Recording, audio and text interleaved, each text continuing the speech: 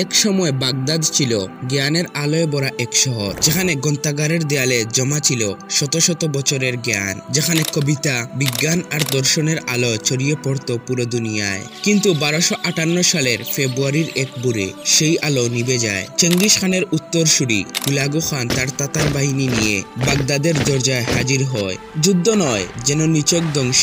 মসজিদ থেকে শুরু করে গ্রন্থাগার, এমনকি প্রাণের স্পন্দনও মুছে যায় দজলা নদীর ঢেউয়ে। আজ আমরা ফিরে যাব সেই ভয়ঙ্কর দিনে, যেদিন ইসলামের স্বর্ণযুগ ভেঙে পড়ল, যেদিন ইতিহাস লিখল এক কালো অধ্যায়, যার প্রতিধ্বনি আজও সভ্যতার স্মৃতিতে বেজে ওঠে। চলুন শুরু করি তাতারদের বাগদাদ আক্রমণের সেই রক্তাক্ত কাহিনী।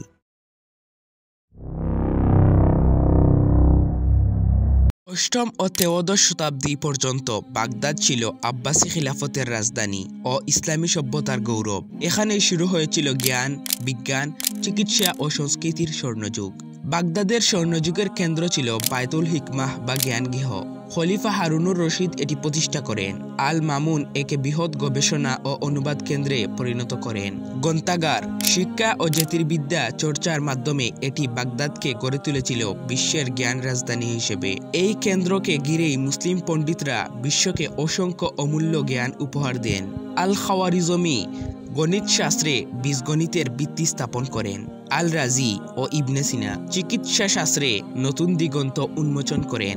আর আল কিন্দি, আল ফারাবি ও আল গাজালি ইসলামী দর্শনকে গভীরতা দেন। একই সঙ্গে আল মামুনের প্রতিষ্ঠিত মান মন্দির থেকে জ্যোতির্বিজ্ঞানে অগ্রগতি সাধিত হয়। শুধু মুসলিম নয়, খ্রিস্টান, ইহুদি ও অন্যান্য ধর্মাবলম্বী পণ্ডিত এখানে কাজ করতেন, যা বাগদাদকে বহুজাতিক জ্ঞান চর্চার কেন্দ্র করে তুলেছিল। কিন্তু যখন মুসলিম বিশ্ব জ্ঞান বিজ্ঞানের এমন চূড়ান্ত সমৃদ্ধির শীর্ষে, তখনই ইতিহাসের মঞ্চে আবির্ভূত হয় এক ভয়ঙ্কর শক্তি, মঙ্গল সাম্রাজ্য। ত্রয়োদশ শতকের শুরুতে চেঙ্গিস খান মধ্য এশিয়ার যাযাবর উপজাতিগুলোকে একত্রিত করে বিশ্বের বৃহত্তম স্থল সাম্রাজ্য প্রতিষ্ঠা করেন। উত্তর চীন দখল থেকে শুরু করে খোয়ারিজমীয় সাম্রাজ্য ভেঙে ফেলা এবং পূর্ব ইউরোপ পর্যন্ত অগ্রসর হওয়া তার বিজয়েরই প্রমাণ। চেঙ্গিস খানের এই সাম্রাজ্য আরও বিস্তীর্ণ করতে দায়িত্ব পান তার পৌত্র হুলাগু খান। তাকে নির্দেশ দেওয়া হয়েছিল পশ্চিম এশিয়ার মুসলিম রাজ্যগুলো জয় করতে। 1257 সালে হুলাগু খানের নেতৃত্বে শুরু হয় এক অভিযাত্রা, যা ধীরে ধীরে মেসোপটেমিয়া, সিরিয়া ও ইরানকে গ্রাস করতে থাকে। আত্মসমর্পণ না করলে ধ্বংস করা হবে, এমন কঠোর নীতি নিয়ে অগ্রসর হচ্ছিল মঙ্গল সেনারা। এমন সময় মুসলিম বিশ্ব ছিল গভীর সংকটে নিমজ্জিত। খলিফারা কেবল নামমাত্র শাসক হয়ে গিয়েছিলেন, প্রকৃত ক্ষমতা চলে গিয়েছিল তুর্কি মামলুক সেনাদের হাতে। অভ্যন্তরীণ বিদ্রোহ, সুন্নি শিয়া দ্বন্দ্ব, আরব পারসিক সংঘাত এবং দুর্নীতি সাম্রাজ্যের ভিত নড়বড়ে করে তুলেছিল। অর্থনীতিও দুর্বল হয়ে পড়েছিল অতিরিক্ত কর ও অপচয়ের কারণে। ফলস্বরূপ এক সময়ের মহাশক্তিশালী খিলাফত ভেঙে ছোট ছোট রাজ্যে বিভক্ত করা হয়, আর পারস্পরিক দ্বন্দ্বে তারা নিজেদের শক্তি ক্ষয় করছিল। এই দুর্বলতা মঙ্গলদের অগ্রযাত্রা সহজ করে দেয়।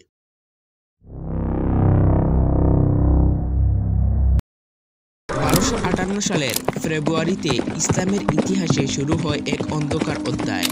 চেঙ্গিস খানের নাতি হুলাগু খান গ্রেট খান মঙ্গকের নির্দেশে পশ্চিম এশিয়ার দিকে এক বিশাল সেনাবাহিনী নিয়ে অগ্রসর হন। এই অভিযানের প্রধান লক্ষ্য ছিল আব্বাসীয় খিলাফত ধ্বংস করা এবং মুসলিম শক্তিগুলোকে চূর্ণ করে দেওয়া। বলা হয় এই অভিযানের জন্য সমগ্র মঙ্গল সাম্রাজ্যের প্রতি 10 জন যোদ্ধার মধ্য থেকে একজনকে পাঠানো হয়েছিল। ফলে হুলাগুর বাহিনী হয়ে ওঠে ইতিহাসের অন্যতম বৃহৎ মঙ্গল সেনাদল, যেখানে চীনা অবরোধ বিশেষজ্ঞ, প্রকৌশলী এবং নানা জাতির যোদ্ধারা যুক্ত হয়। মঙ্গলরা তাদের পরিচিত কৌশল অনুযায়ী বাগদাদের দিকে অগ্রসর হয়। 1257 সালের নভেম্বরে কেরমান শাহ দখলের পর তারা 3 দিক থেকে বাগদাদকে ঘিরে ফেলে। এই সময় শহরটি দুর্বল নেতৃত্বে পরিচালিত হচ্ছিল। আল মুস্তাসিম বিল্লাহ ছিলেন আব্বাসীয় বংশের শেষ খলিফা। তিনি 1242 সাল থেকে ক্ষমতায় থাকলেও রাষ্ট্রীয় কাজে তার আগ্রহ ছিল সামান্য। কবুতর পালন ও বিনোদনে তিনি বেশি মগ্ন থাকতেন। তার চারপাশে ছিল মতবিরোধী উপদেষ্টারা, যারা তাকে মঙ্গলদের প্রকৃত বিপদের মুখোমুখি হতে বাধা দেয়। খলিফা সবচেয়ে বড় ভুল করেছিলেন মঙ্গল হুমকিকে গুরুত্ব না দিয়ে তার কোষাগারে পর্যাপ্ত অর্থ থাকা সত্ত্বেও তিনি সেনাবাহিনী গঠন করেননি। এমনকি শহরের প্রাচীরও মেরামত করা হয়নি। তিনি ভ্রান্ত ধারণা পোষণ করতেন যে মঙ্গলরা আক্রমণ করলে সমগ্র মুসলিম বিশ্ব ভারত থেকে আফ্রিকা পর্যন্ত ঐক্যবদ্ধ হয়ে বাগদাদের পাশে দাঁড়াবে। এই অবাস্তব বিশ্বাস তাকে প্রকৃত বিপদের থেকে অন্ধ করে রেখেছিল। এই অবস্থায় হুলাগু খান হামাদান থেকে দূত পাঠিয়ে খলিফাকে আত্মসমর্পণের আলটিমেটাম দেন। খলিফা প্রথমে কিছুটা নরম মনোভাব দেখালেও পরবর্তীতে তার উপদেষ্টাদের প্রভাবে অবস্থান বদলান। তিনি হুলাগুর কাছে দূত পাঠিয়ে দাম্ভিক ভঙ্গিতে দাবি করেন যে বাগদাদ দখলের পূর্ববর্তী সব প্রচেষ্টা ব্যর্থ হয়েছে এবং এবার মুসলিম বিশ্ব ঐক্যবদ্ধ হয়ে মঙ্গলদের পরাজিত করবে। কিন্তু বাস্তবে তার সেই ঐক্য গড়ে ওঠেনি। এখানেই কূটনীতির চূড়ান্ত ব্যর্থতা ঘটে। খলিফার প্রধান উজির ইবনে আল আলকামি গোপনে মঙ্গলদের সঙ্গে যোগাযোগ রাখছিলেন বলে অনেক ইতিহাসবিদ মনে করেন। ফলে খলিফা ভুল পরামর্শ পেয়ে মঙ্গলদের কঠোর নীতিকে অবমূল্যায়ন করেন। অথচ মঙ্গলদের নীতি ছিল স্পষ্ট, প্রথম আহ্বানে আত্মসমর্পণ করতে হবে, নতুবা পুরোপুরি ধ্বংস ডেকে আনতে হবে।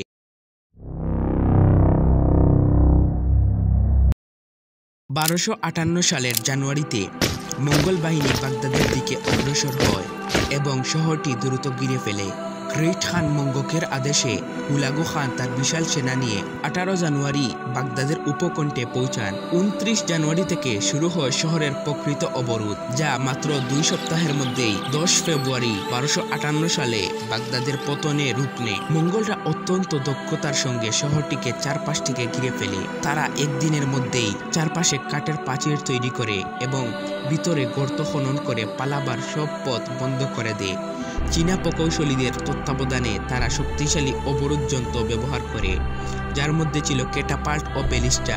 এসব যন্ত্র দিয়ে শহরের দেয়ালে প্রবল আঘাত হানা হয়। তাদের হাতে ছিল অগ্নি অস্ত্র।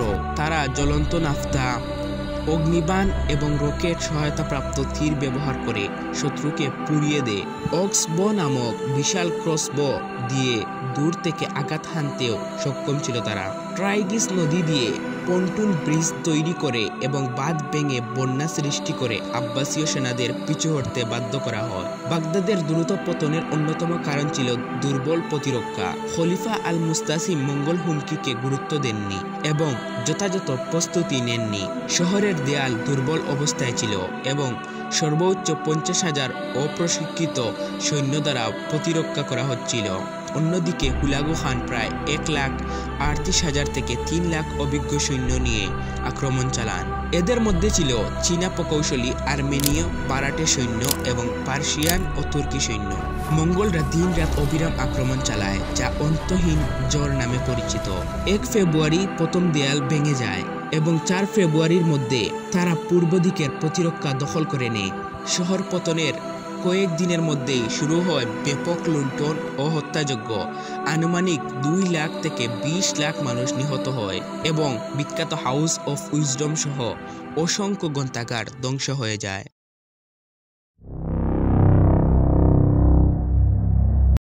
1258 খ্রিস্টাব্দে দজলা নদীর তীরে ঘটে এমন এক ভয়াবহ ঘটনা যা মুসলিম বিশ্বের ইতিহাসকে চিরতরে বদলে দেয়। 29 জানুয়ারি থেকে শুরু হওয়া অবরোধ মাত্র 12 দিন স্থায়ী হয় এবং 10 ফেব্রুয়ারি আব্বাসীয় খিলাফতের শেষ খলিফা আল মুস্তাসিম বিল্লাহ মঙ্গল সেনাপতি হুলাগু খানের কাছে আত্মসমর্পণ করেন। খলিফা আল মুস্তাসিম ছিলেন দুর্বল ও বিলাসপ্রিয় শাসক। তার প্রধানমন্ত্রী ইবনুল আলকামির ভুল পরামর্শে তিনি সেনাবাহিনী অর্ধেক করে দেন। শুরুতে হালাকু আত্মসমর্পণের শর্ত দিলে খলিফা তা প্রত্যাখ্যান করেন, কিন্তু শহর অবরোধের পর যখন সব দিক থেকে বাগদাদ বিচ্ছিন্ন হয়ে পড়ে, তখন খলিফা নিরুপায় হয়ে পরিবার পরিজন সহ আত্মসমর্পণ করেন। শহর দখলের পর মঙ্গলরা এমন এক হত্যাযজ্ঞ চালায় যার তুলনা ইতিহাসে বিরল। বিভিন্ন সূত্রে নিহতের সংখ্যা ভিন্ন হলেও সবখানেই বলা হয়েছে যে লক্ষাধিক মানুষ প্রাণ হারিয়েছে। ইতিহাসবিদ ওয়াসসাফের মতে মৃতের সংখ্যা ছিল কয়েক লক্ষ। কেউ বলেন প্রায় 9,000, আবার কেউ বলেন 2 লাখ থেকে 10 লাখ। কিছু সূত্রে 16 লাখ এবং এমনকি 40 লাখ পর্যন্ত উল্লেখ আছে। পুরো 1 সপ্তাহ ধরে লুটপাট ও হত্যাযজ্ঞ চলে, যেখানে নারী শিশুরাও রক্ষা পায়নি। মসজিদ, প্রসাদ, গ্রন্থাগার ও হাসপাতাল পর্যন্ত ধ্বংস করে দেওয়া হয়। খলিফা আল মুস্তাসিমকে প্রথমে শহরের ধ্বংসযজ্ঞ নিজের চোখে দেখতে বাধ্য করা হয়। তার পরিবারের সদস্যদের সামনে হত্যা করা হয় এবং শেষে তাকে কার্পেটে মুড়ে ঘোড়ার পায়ে পিষে মেরে ফেলা হয়। বাগদাদের সবচেয়ে বড় ক্ষতি হয় জ্ঞান বিজ্ঞানের ক্ষেত্রে। বিশ্ববিখ্যাত বায়তুল হিকমা জ্ঞানগৃহ সম্পূর্ণ ধ্বংস হয়ে যায়। হারুন আল রশিদ 783 খ্রিস্টাব্দে এই কেন্দ্র স্থাপন করেন, যা পরবর্তীতে খলিফা আল মামুনের সময়ে আরও সমৃদ্ধ হয়েছিল। মঙ্গলরা গ্রন্থাগারের বইগুলো একটি অংশ পুড়িয়ে দেয় এবং বাকিগুলো দজলা নদীতে নিক্ষেপ করে। এত বেশি বই নদীতে ফেলা হয়েছিল যে নদীর পানি কালি মিশে কালো হয়ে যায়। চিকিৎসা, জ্যোতির্বিদ্যা, দর্শন ও অন্যান্য বিদ্যার অসংখ্য অমূল্য পাণ্ডুলিপি চিরতরে হারিয়ে যায়।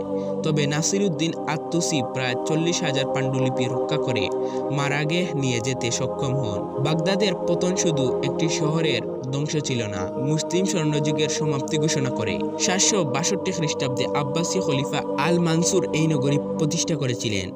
5 শতাব্দী ধরে এটি ছিল মুসলিম বিশ্বের রাজধানী ও জ্ঞান বিজ্ঞানের প্রাণকেন্দ্র।